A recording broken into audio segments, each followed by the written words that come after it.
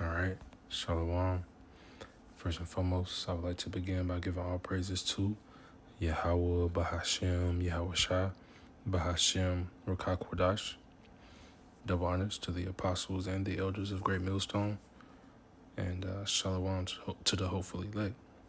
All right, so you'll see the title of the video when I post this, of course. But the topic is stemming from this past camp that we had, right? I have mentioned a point that the Most High he has to blind certain Israel, but it's all according to his plans, right? And I brought out one specific example of how dealing with the people of Israel at the time that Yahweh Shah walked the earth, right? When they delivered him up to be crucified, right? That had to happen. Those Israelites had to be unbelievers. They had to be wicked at the time. Otherwise, we would have no chance to enter into the kingdom of heaven. Right. So I'm just going into that. So we'll start here. It's 2nd Esdras 4:37. Right. It says, by measure has he measured the times, and by number hath he numbered the times. He doth not move nor stir them until said measure be fulfilled, right? So, again, all these things had to be laid out. They had to be, the timeline had to already be constructed, right? And it is already constructed, right? But I say this to say again, because, the Lord controls all, right? He brings those close who he wants to be close, and he pushes them afar who he wants to be afar. So at that time, he had a specific reason, right? Jake had to be, there had to be a certain amount of wicked Jakes at the time, right?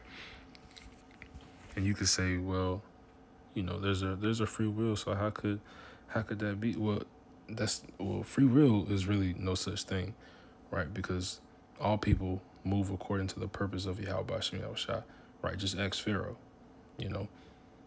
to give a quick example, the Lord hardened his heart, right? But this is just going into that point, right? This is 1 Corinthians 2, and I started 6, right? It says, howbeit we speak wisdom among them that are perfect, yet not the wisdom of this world, nor of the princes of this world that come to naught. But we speak the wisdom of the Most High in a mystery, even the hidden wisdom, which the Most High ordained before the world unto our glory, which none of the princes of this world knew, for had they known it, they would not have crucified the Lord of glory. So again, the Lord had to purposefully blind certain Israelites, right, in order to fulfill, his prophecy, right? It had to happen. If you don't believe the fact that the Lord blinds certain people, that he himself does it, right? Let's read this. This is Romans 11 and verse 7, right? It says, what then? Israel have not obtained that which he seeketh for, but the election hath obtained it, and the rest were blinded. So the election had to be who? The apostles, those who followed Yahushua in truth and sincerity, right? The rest, they had not obtained it. They had not understood, right? But it was according to, well, let's continue on down to Romans 11, right? Because this is beautiful. It's all perfect, right? Verse 8, continuing on, it says, according as it is written, the Most High have given them the spirit of slumber, eyes that they should not see, and ears that they should not hear, unto this day. And David saith, let their table be made a snare and a trap and a stumbling block and a recompense unto them. Let their eyes be darkened, that they may not see, and bow down their back always, right? So again, the Lord had to do this, right? Because otherwise, right, I'm sure we all know, without the sacrifice of Yahweh Shai, we would have no chance to enter into the kingdom of heaven, right? So this is what this next verse is talking about. In verse 11, it says, I say then, have they stumbled that they should fall? Most High forbid. But rather through their fall, salvation is come unto the Gentiles, for to provoke them unto jealousy, right? How do we get that salvation? It's through Yahushua, right? You have to go through Yahushua. So us being those Gentiles, and at a time, right, he had to be delivered up to be crucified, right? It had to happen. It was prophecy. Prophecy had to be fulfilled, right? And to prove that we were those people, right? This is Ephesians 2, and I can really start 11. Or I started 8. It says, for by grace ye are saved through faith, and that not of yourselves, it is the gift of the Most High, not of works, lest any man should boast, of course, right? So that grace is Yahweh sending his son, Yahushua, down to be that ultimate sacrifice, that pure sacrifice, right? And us having faith in Yahushua, again, is how we are saved. So it's not of ourselves, right? It's not us that's doing it, right? Or it's through the spirit of Yahweh Bashem Yahushua, right? So verse 10, it says, for we are his workmanship, created in Yahushua unto good works, which the Most High had before ordained that we should walk in them. Again, because like I said, free will is no such thing, right? It's the election has already been chosen, right?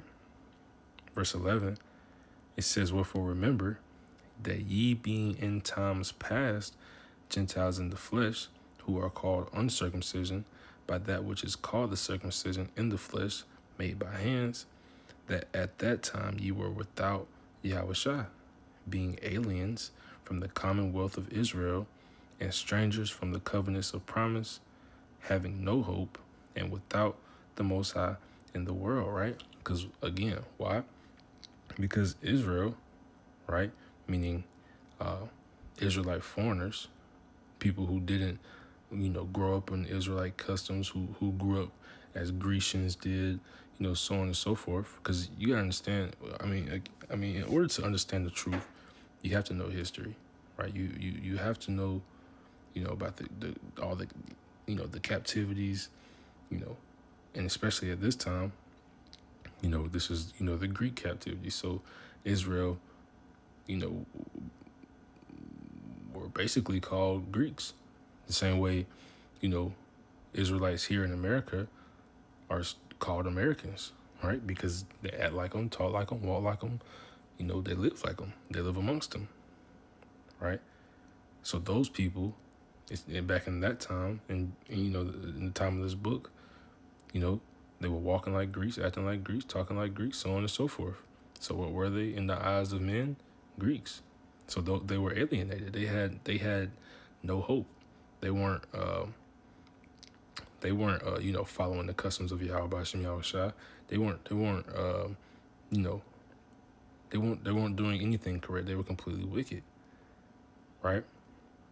But again, through the sacrifice that Yahushua made, we are able to come back, right? Which is what it's talking about in Romans 11, right? But, again, let's just go and read it, because I brought it up. Let's just go read it. This is Mark 15, and let's try 6, right? It says, because we were going into this account, right? It says, now at that feast he released unto them one prisoner, whomsoever they desired. And there was one named Barabbas, which lay bound with them that had made insurrection with him, who had committed murder in the insurrection. And the multitude, crying aloud, began to desire him to do as he had ever done unto them. But Pilate answered them, saying, will ye that I release unto you the King of the Jews? For he knew that the chief priests had delivered him for envy. But the chief priests moved the people that he should rather release Barabbas unto them. And Pilate answered and said again unto them, what will ye then that I should do unto him whom ye call the King of the Jews? And they cried out, Crucify him. Then Pilate said unto them, Why? What evil hath he done? And they cried out more exceedingly, Crucify him. Right? So again, these people were completely blind. They were completely blinded. But it was all through the spirit and power of Yahweh B'Shem Yahushua ultimately. Right? They had to be. They had to be blinded. Otherwise, again, going back to 1 Corinthians 2 and 7, right? It says, But we speak the wisdom of the Most High in a mystery, even the hidden wisdom, which the Most High ordained before the world unto our glory, which none of the princes of this world knew, for had they known it, they would have not crucified the Lord of glory. So if they knew, if the Lord, Yahweh B'Shem Yahushua, allowed them to know it, to know the things that's going on, then they would not have fulfilled prophecy. Prophecy would not have been fulfilled, which ultimately means what? We would have no entrance into the kingdom. Right?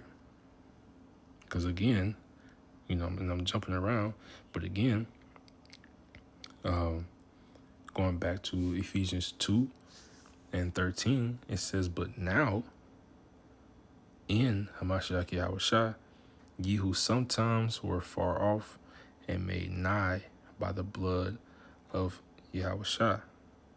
Right? So, after the crucifixion, after, your wicked Jakes, delivered him up to be killed, that had to happen. That prophecy had to be fulfilled.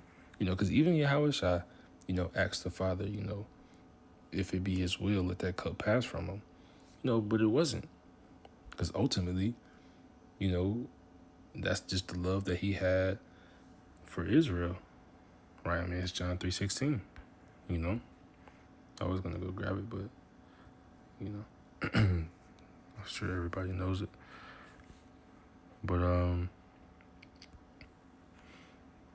was going to read this, but it's really I think the point is proven, or the point is made, right? So the Lord has to blind certain Israel, specifically for his purpose, right?